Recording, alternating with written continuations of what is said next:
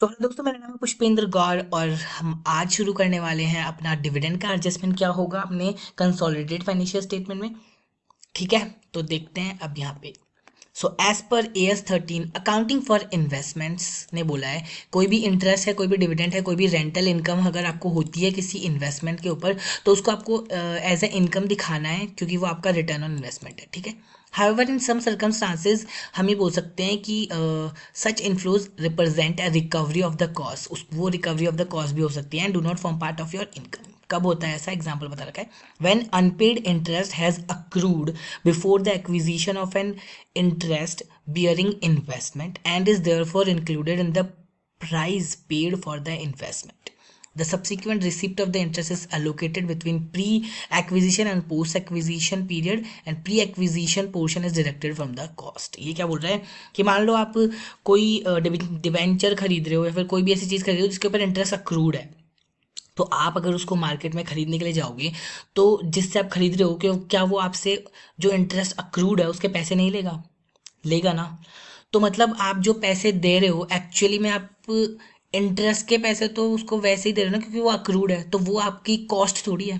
ठीक है, तो इसीलिए ये बोल रहे हैं कि अगर कोई इंटरेस्ट अक्रूड है या फिर कोई भी डिविडेंड अक्रूड है ना किसी भी इन्वेस्टमेंट के ऊपर, तो आपको क्या करना पड़ता है, उसको जो डिविडेंड का पोर्शन है या इंटरेस्ट का जो अक्रूड पोर्शन है उसको क्या करना पड़ता है, आपको आपकी कॉस्ट ऑफ एक्विजिशन में से घटाना पड़ता है, क्योंकि वो आपका एक्चुअल में कॉस्ट है ही नहीं। ठीक है, जो आपने दिया है वो आपको वापस मिल जाएगा ना यार बाद में, तो वो कॉस्ट थोड़ी हुआ आपका। ठीक है, okay. When dividend on equity are declared from pre-acquisition profits, a similar treatment may be applied. सही बोला ना, यहाँ पे similar treatment होगा, क्योंकि डिविडेंड आप अभी जब खरीदने जा रहे हो वो शेयर, हाँ ठीक है, आपको आज तो क्योंकि वो डिविडेंड लिए बिना तो मानेंगे नहीं, क्योंकि यार वो उन्होंने 1 साल से यार 2 साल से पता नहीं कितने दिनों से वो शेयर होल्ड करके रखे हैं। आज आप तो सब्सिडी बनाना चाहते हो उस कंपनी को, लेकिन उनका भी तो हक है ना कि वो डिविडेंड तो लेंगे ना। Okay, if it is difficult to make such an allocation except on an arbitrary basis, the cost of investment is normally reduced by the dividend received only if they are clearly represent the recovery of the part of the cost. अच्छा, आपको dividend को कब reduce करना है, जब उसकी recovery जो है वो क्लियरली रिप्रेजेंट करती है कि हाँ मिल जाएगा dividend. When holding company receives dividend from a subsidiary company, it must distinguish between the part received out of capital profits, like okay, pre-acquisition profit, and revenue profits. Capital profits are credited to the investment account and revenue profits are credited to the P&L account. मैंने बोला ही था कि अगर dividend अगर आपको मिल रहा है तो आपको ये देखना है कि वो कैपिटल प्रॉफिट में से मिल रहा है या फिर रिवेन्यू में से मिल रहा है। प्री एक्विजिशन का है ना मतलब, तो उसको क्या करना है, आपको डिविडेंड में से लेस करना, डिविडेंड में से क्या, इन्वेस्टमेंट में से लेस करना है। ठीक है, और पोस्ट एक्विजिशन वाला है उसको आपको क्या करना है, आपके पेरेंट के P&L में क्रेडिट करना है। ओके गाइस, चलो। If the controlling interest was acquired during the course of the year, profit for that year must be portioned into the pre-acquisition post-acquisition portion on the basis of the time and information on the point. ये तो हमने पहले ही पढ़ चुका है कि अगर आप बीच में साल के में कुछ भी एक्वायर कर रहे हो तो फिर क्या करोगे, pre acquisition post acquisition profit आप कैलकुलेट करोगे। Okay, it must be understood that the term capital profit in this context, apart from the generic meaning of the term, cannot profit earned by the subsidiary company till the date of the acquisition. As a result, profit which may be of revenue nature for the subsidiary company may be a capital profit. Okay, for the far as the holding company is concern. ये सब बोल रहा है कि आप जो up to the date of the acquisition जो profit कमा रहे हो ना, आप उसी को ही कैपिटल प्रॉफिट मत मानो। कोई ज़रूरी नहीं है उसके बाद में भी अगर कोई प्रॉफिट कमाया गया है तो ये भी हो सकता है कि वो भी आपका कैपिटल प्रॉफिट हो, अगर जो आपकी होल्डिंग कंपनी है वो कंसर्नड है तो। अब यहाँ पे बोल रखा है कि ट्रीटमेंट क्या होगा in case of the post acquisition dividend. ठीक है, post acquisition dividend accounted by the subsidiary company, अगर सब्सिडरी कंपनी ने उसे अकाउंट कर दिया है तो नो फर्दर एडजस्टमेंट रिक्वायर, कोई एडजस्टमेंट करने की जरूरत ही नहीं है। Not accounted by the subsidiary company, तो फिर एडजस्टमेंट करो eight the time of the consolidation. ठीक है, in the books of the holding company, holding company की बुक्स में क्या होगा, पोस्ट एक्विजिशन जो डिविडेंड है वो क्या होगा, P&L में क्रेडिट होगा दोस्तों। ठीक है, मतलब अब ये बोल रहे हैं ना not accounted by the subsidiary company, तो एडजस्ट करो eight the time of the consolidation. तो ये देखो कि भैया प्री है पोस्ट है, ये बोल रहा है ये, बट अल्टीमेटली अगर प्री है तो वो आपकी कॉस्ट ऑफ इन्वेस्टमेंट में से लेस होगा, और अगर पोस्ट है तो वो आपके पी एंड एल में क्या होगा, क्रेडिट होगा। सीधा सीधा इसका यही मीनिंग है। ओके, नेक्स्ट देख लेते हैं। अगर प्री एक्विजिशन डिविडेंड है तो क्या होगा, accounted by the holding company.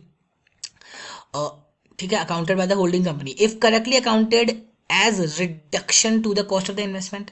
अगर होल्डिंग कंपनी ने अकाउंट कर लिया है उसको करेक्टली तो फिर कोई फर्दर एडजस्टमेंट की जरूरत नहीं है। ठीक है, इफ रॉन्गली अकाउंटेड और क्रेडिट कर दिया पीएनएल में तो उसको रिवर्स करो और इन्वेस्टमेंट इन द सब्सिडरी में से क्या करो, लेस करो भाई। Okay, not accounted by the holding company, account ही नहीं किया तो फिर क्या करोगे, adjust the same at the time of the consolidation, adjust करो उसको at the time of the consolidation और account for as reduction to the cost of the investment. ठीक है, रिडक्शन ऑफ करो उसको कॉस्ट ऑफ द इन्वेस्टमेंट में। ठीक है, not accounted by the subsidiary company, subsidiary company ने उसको अकाउंट ही नहीं किया, एडजस्ट, ये भाई प्री एक्विजिशन डिविडेंड की बात कर रहा हूँ मैं, समझ रहे हो ना बात। ठीक है, ऐसे नहीं है बाद वाले डिविडेंड को, बाद पोस्ट वाले तो डायरेक्ट पी एंड एल में जाएंगे सब्सिडरी के। प्री एक्विजिशन की बात हो रही है, अगर अकाउंट ही नहीं किया गया, वो not accounted by subsidiary company, तो एडजस्ट करो same at the time of the consolidation, reduce the pre acquisition profit of the subsidiary and then distribute it to the holding and minority. Okay, तो जो आपका profit है ना subsidiary का उसमें से घटाओ उसको, क्योंकि अगर डिविडेंड दे रहे हो तो घटेगा तो सही हो, प्रॉफिट घट गया उसको माइनॉरिटी वालों को भी दे दो जिसका उनका जितना शेयर है, और होल्डिंग को दे दो, और फिर होल्डिंग का क्या करो, उसकी जो कॉस्ट ऑफ इन्वेस्टमेंट है उसमें से लेस कर दो। ठीक है, dividend received out of the profit earned before the purchase of the investment normally credited to the investment account। ठीक है, यही बोल रहा है, सेम चीज बोल रहा है। ओके, सो चलो अब देखते हैं example number 4। Okay, if shares in X limited are purchase in January 2002, अगर शेयर इन एक्स लिमिटेड हमने परचेज करें in January 2002 and in April 2002 X limited declares a dividend in respect of the 2001, अच्छा मतलब pre हो गया ना, dividend receive by the holders of the shares correctly should not be treated as a income, ये treated income treat नहीं होगा, but ये capital receipt है एंड क्रेडिटेड टू द होगा क्या, इन्वेस्टमेंट अकाउंट। ठीक है, इन्वेस्टमेंट अकाउंट के किस में होगा, क्रेडिट में होगा ये। ओके, अब यहाँ पे देखते हैं इलस्ट्रेशन नंबर 1। अच्छा, उससे पहले एक नोट दे रखा है दोस्तों, अगर आप in case of the issue of the bonus shares अगर आपकी सब्सिडरी कंपनी इशू करती है तो आपको है ना कोई भी एंट्री रिकॉर्ड नहीं करनी, बस क्योंकि बोनस शेयर में कोई रिकॉर्ड थोड़ी होती है एंट्री, बस खाली आपके नंबर ऑफ शेयर्स क्या होंगे वो इंक्रीज हो जाएंगे। ठीक है, from the following data determine in each case minority interest calculate करना है at the date of the acquisition and at the date of the consolidation, goodwill और कैपिटल रिजर्व कैलकुलेट करना है। ठीक है, माइनॉरिटी इंटरेस्ट कैलकुलेट करें इस data से, और थर्ड क्या करना है, amount of the holding companies profit in the consolidated balance sheet assuming holding companies own profit and loss account 2 lakh in each case। okay, सबसे पहले क्या करना है अपने को, minority interest at the date of the acquisition. Okay, date of the acquisition को minority interest, तो वैसे ही कैलकुलेटर उठा के ही कर दूं क्या एक बारी, हाँ। माइनॉरिटी इंटरेस्ट कैसे कैलकुलेट करोगे, at the date of the acquisition and consolidation वाले दिन भी करना है। ठीक है, दोनों ही करना है। तो डेट ऑफ द एक्विजिशन वाले दिन, डेट ऑफ द एक्विजिशन वाले दिन देखो, शेयर कैपिटल कितना है 1 लाख, और ये प्रॉफिट कितना है 1,50,000, 1,50,000 हो गया, और 90% अगर पेरेंट का है तो 10% क्या हो गया उसका हो गया। ठीक है, तो 15,000 हो गया। ठीक है, 15,000 माइनॉरिटी इंटरेस्ट आ गया। ठीक है, तो इस तरीके से करना है। चलो एक्सेल में काटूँ क्या हो, डेट ऑफ एक्विजिशन,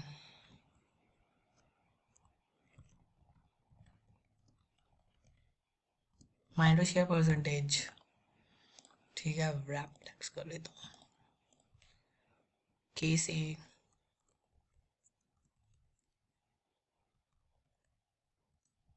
2 3 4, कितना है 4, ये ना ABCD। ओके, कितना है, पहले में 10, दूसरे में 15, तीसरे में 20, उसमें 0 है। ठीक है, चलो डेट ऑफ कंसोलिडेशन, अब देखो डेट ऑफ कंसोलिडेशन के दिन यहाँ पे क्या है 1 लाख और 50,000, तो 1,50,000 का मल्टीप्लाई 10 डिवाइड बाय 100। ओके, ये आ गया माइनॉरिटी इंटरेस्ट। ठीक है, अगला वाला देखो, यहाँ पे कितना है 1,70,000, तो कंसोलिडेशन के दिन कंसोलिडेशन कितना होगा, 1,70,000 का मल्टीप्लाई 10 डिवाइड बाई 100। ओके, आपको यहाँ पे एक और कॉलम ऐड करना पड़ेगा कि डेट ऑफ कंसोलिडेशन के दिन है ना, मतलब क्या क्या बैलेंसेस थे मैंने डायरेक्ट ही कर दिया, ठीक है। ओके, 130, 1,30,000 का मल्टीप्लाई कर दो 15 डिवाइड बाई 100,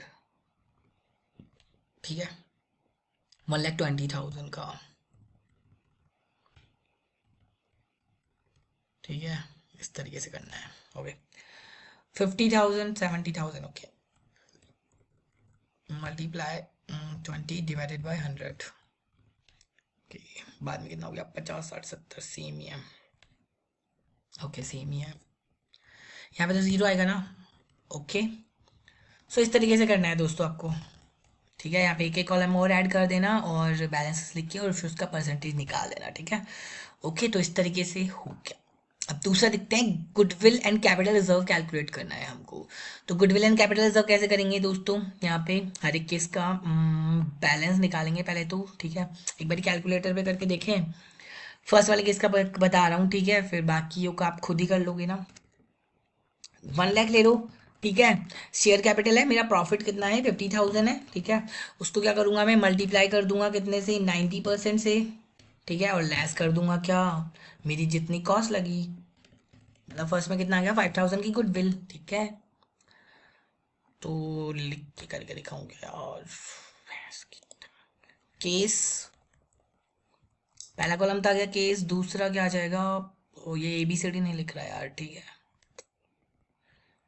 कंपनी है ABC और D, ठीक है, आपके लिए लिख दी यार, क्या बात है। परसेंटेज शेयर, पहले में 90 है, दूसरे में 85 है, तीसरे में 80 है, चौथे में 100 है, ठीक है। Okay okay okay okay okay, cost कितनी है, 140, 1,04,000, 56,000, 1 लाख, ठीक है। अब date balance on equity on date of acquisition, दिन कितना होगा, ठीक है। तो सबसे पहले यार एक कॉलम और ऐड करना पड़ेगा ना इसमें,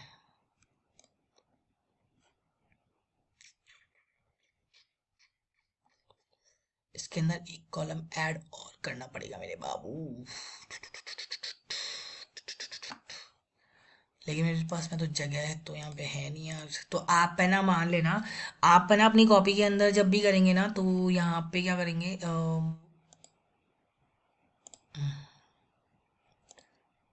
अरे यार ये क्या आ गया, अबे, एक सेकेंड, अरे यार वो थोड़ा सा है ना, इसमें ना थोड़ा जूम हो गया था ये। ये साला सॉफ्टवेयर भी बहुत अजीब है। ओके चलो बैलेंस लिखते हैं ऑन, ओके यहाँ पे आ जाएगा ना बैलेंस, ठीक है, मतलब नेट एसेट आ जाएगा ना, नेटवर्थ लिख दो, नेट एसेट लिख दो, कुछ भी लिख दो, ठीक है। चलो चलो चलो भाई, 1,50,000, 1,50,000, ओके, 130,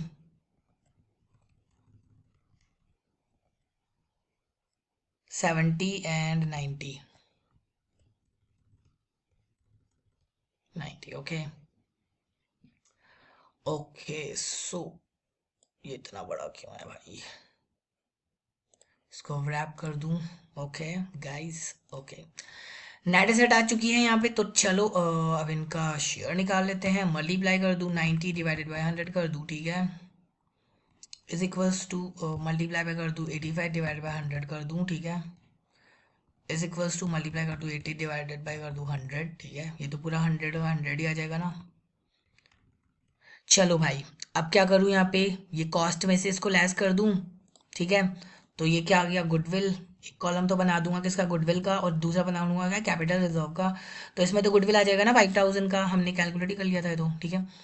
इसमें मैंने क्या करा है, 1,04,000 की कॉस्ट है, बट मैंने क्या कम ही दिया है ना पैसा, 1,04,000, जबकि नेट एसेट कितनी आ रही है मेरी, इतनी आ रही है, तो मतलब कैपिटल रिजर्व हो गया, तो ठीक है। चलो ये कैपिटल रिजर्व हो गया, ओके। 56 है, 0 0 आ जाएगा दोनों में, कुछ है ही नहीं, कुछ भी ना गुडविल ना कैपिटल रिजर्व, ओके। ओ यहाँ पे मैंने कितना दिया है, 1 लाख दे दिया, और नेट एसेट तो ये थी, तो गुडविल आ गई 2 3 4, ओके। तो समझ में आ गया ना सभी को भाई लोगों, मजे आ गए यार इस क्वेश्चन को करके, तो बट बहुत ही सिंपल क्वेश्चन था यार, ये तो खुद भी कर सकते थे आप लोग, बट मैंने सोचा कि करवा ही दूं, चलो सब कुछ ही अब करवा रहा हूँ तो करवा ही दूं, okay. Amount of the holding companies profit in the consolidated balance sheet assuming holding companies own profit 2 lakh है इन ईच केस, ओके। अब होल्डिंग कंपनी का मुझे क्या निकालना है, holding companies profit in the consolidated balance sheet, consolidated balance sheet में profit निकालना है, ठीक है। तो चलो यही कॉपी पेस्ट कर लूँ नीचे यहाँ पे, ठीक है, ओके। सो इस दिन प्रॉफिट स्लैश लॉस, ठीक है, प्रॉफिट, प्रॉफिट स्लैश लॉस कितना है प्रॉफिट यार,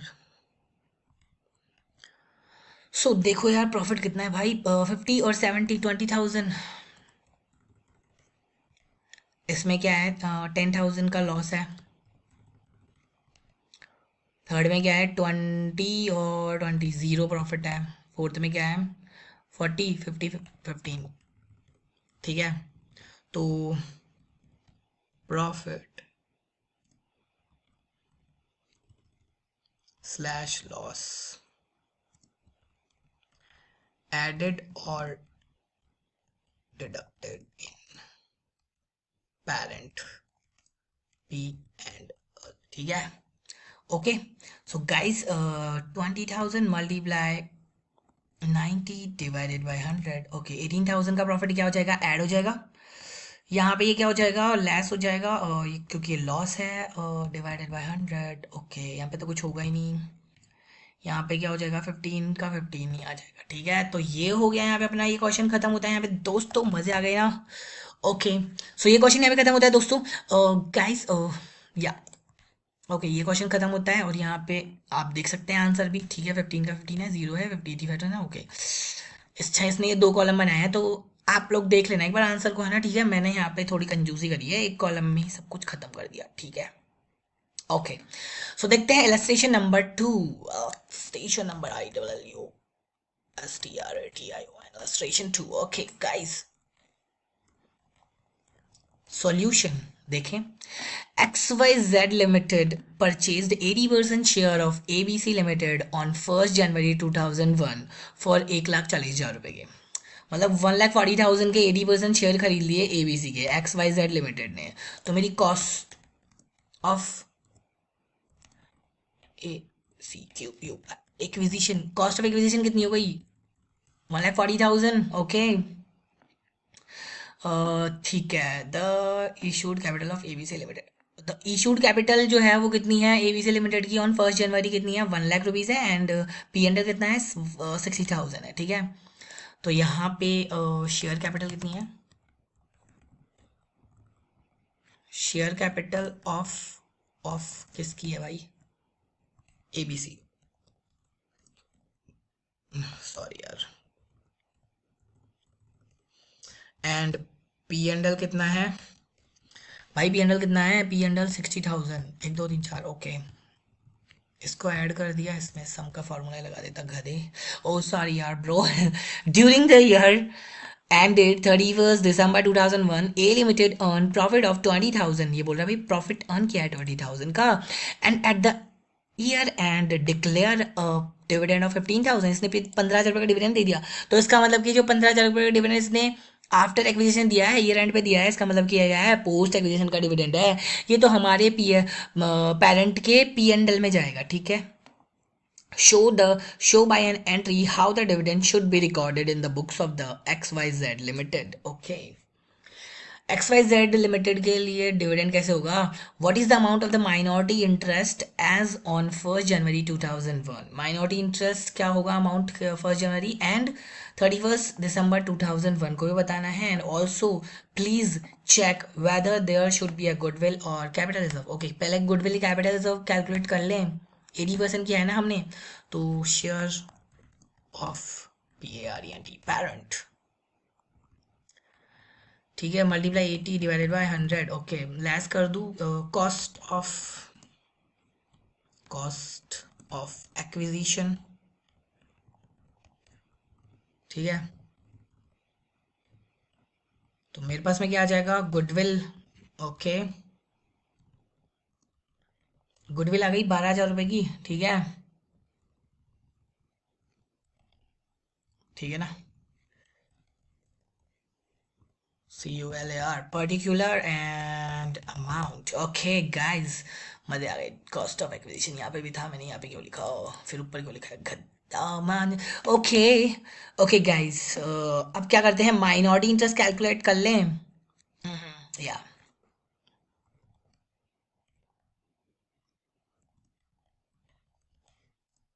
minority interest on date of acquisition, और अच्छा, ये डेट ऑफ एक्विजिशन मतलब 1 जनवरी को बोल रहा है, 31 दिसंबर को बोल रहा है, तो वैसे ही कर देता हूँ, 1 जनवरी 2001 और एक 31 दिसंबर 2001। ओके भाई, ओके, तो यहाँ पे क्या आ जाएगा, ये हमारा, ये मल्टीप्लाई 20 डिवाइडेड बाय 100, भाई, है ना, ये आ गया। ओके, अब इसके अंदर ऐड कर दो क्या, share of profit, share of profit, ठीक है। तो शेयर ऑफ प्रॉफिट कितना है, 20,000 का टोटल प्रॉफिट था, उसमें से लेस कर दो। अब 15,000 का डिविडेंड दे दिया कंपनी ने, तो 5,000 बचा, ठीक है। 5,000 बचा ना, 5,000 का कितना कर दूं, 20% डिवाइडेड बाय 100, तो ठीक है, 33,000 आ गया ना यहाँ पे। तो यहाँ पे इसको मैं, एक सेकेंड, यहाँ पे ये लो, ऐसे कर देता हूँ कि इसका वो यहाँ से कॉपी करा, इधर कॉपी पेस्ट करा, ये लो, हटा। माइनॉरिटी इंटरेस्ट इस दिन इतना हो गया, ठीक है। इसको थोड़ा सा ओपन कर देते हैं यार, दिख नहीं रहा ना, अब दिख रहा है सबको भाई लोगों? ओके, तो यार इसको भी फिर यहाँ से हटाना पड़ेगा, क्योंकि फिर वो अजीब सा दिख रहा है ना। ओके, ये लो, ठीक है, तो ये हो गया अपना। ओके, तो ये हो गया, खत्म है, ठीक है। और क्या कैलकुलेट करना है, show the, okay, what is the minority interest. Okay, minority interest calculate कर ही दिया मैंने। और क्या, अभी यार इससे ऊपर है ना, हमको इससे ऊपर हमको एक चीज करनी थी। इसमें सबसे पहले हमको पता है क्या बोला था, show by an entry how the dividend should be recorded in XYZ limited. तो यहाँ पे कर देते हैं, ठीक है, बुक्स ऑफ XYZ लिमिटेड, ठीक है। तो bank account debit to P and, okay, कितना, 15,000 का 80% निकाल लो, 12,000 आ जाएगा, ठीक है। तो ये इस तरीके से करना है। और गुडविल तो मैंने निकाल ही दी थी ना, ठीक है। ये डिविडेंड की एंट्री भी कर दी अपन ने, और डिविडेंड ये भी निकाल दिया, वो भी निकाल दिया, गुडविल भी निकाल दिया, सब कुछ निकाल दिया यहाँ पे अपन ने। और ये क्वेश्चन, ये इलस्ट्रेशन खत्म होता है दोस्तों। P&L ये, और नरेशन लिख देना यार, गुडविल निकाल ही दी 12,000 रुपये, ठीक है, ठीक है। ओके, सब कुछ कर दिया यहाँ पे। ओके, चलो अब इलस्ट्रेशन नंबर 3, इलस्ट्रेशन नंबर 3 करते हैं यार। लगी मेरे, चलो इलस्ट्रेशन नंबर 3 करते हैं, बट आई थिंक इसको मैं नेक्स्ट लेक्चर में करूँ क्या। चलो फिर नेक्स्ट सेक्शन में करेंगे दोस्तों। ये 24 मिनट्स का ये लेक्चर हो चुका है, ठीक है। या फिर मैं ऐसा करूँगा कि इसी लेक्चर के आगे इसको ऐड कर दूंगा। अभी काफ़ी रात हो चुकी है, रात के 2 बज चुके हैं, ये लेक्चर रिकॉर्ड कर रहा हूँ, ठीक है। तो कल सुबह एक और लेक्चर जो रिकॉर्ड करके और फिर एक साथ ही बड़ा सारा लेक्चर डाल दूंगा, ठीक है। तो तब तक के लिए stay tuned guys, bye bye, enjoy this lecture.